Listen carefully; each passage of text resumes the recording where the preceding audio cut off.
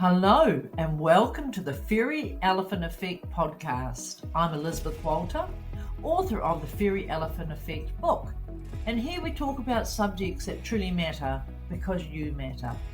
Everything starts and ends with you.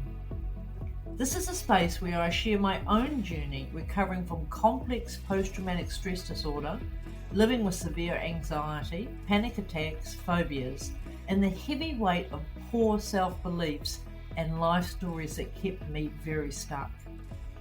But this isn't just about my story.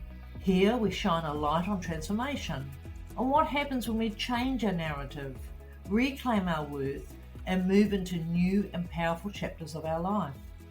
You hear conversations, reflections, and inspiring interviews with people who have rewritten their stories and stepped into lives they never thought possible.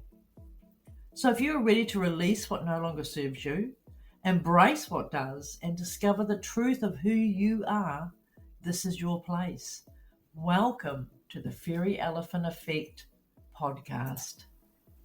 Well, last week on the podcast, we had Brandy Graham with us, and her story really highlighted how one shift can change everything. This week, I want to bring it closer to home, because life isn't made up of the big moments, not really. It's made up of the small ones, the small choices, the small thoughts, the small interactions that when added up create either frustration and breakdown or beauty and connection. The tipping point of negativity, and so I just want to talk about that because we all have experienced some of this.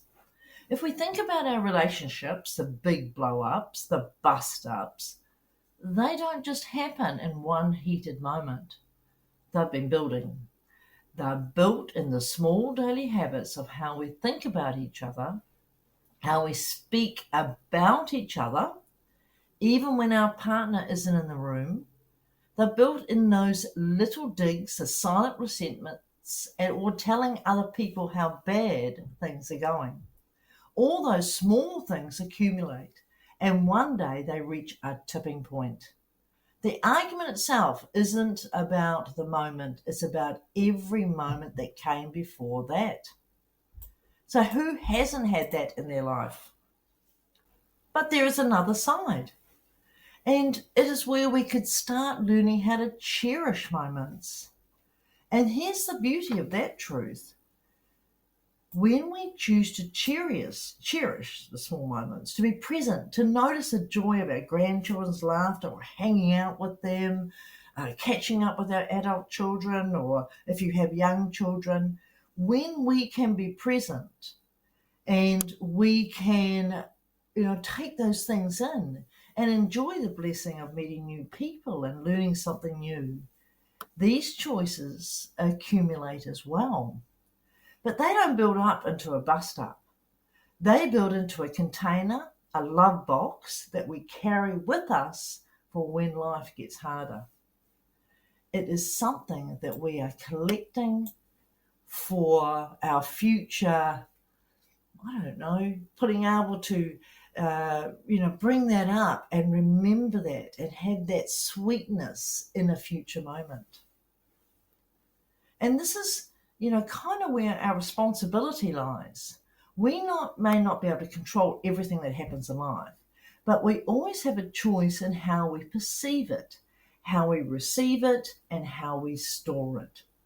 Are we adding to the container of frustration, or are we adding to the container of love? Are we rehearsing negativity? Are we building memories that will sustain us? The simple act, and I was talking to my group, the Dream Catchers and Cultivators group, this week. We're into week 2. And one of the activities I have said that I would like them to do, along with using the Purpose Pocket, which is, being able to establish some activities, some things that they'd like to be, do, and have. But on the top of the list, I got them all to write 8 things I'm grateful for every day. Because that teaches us to look for the good in our life.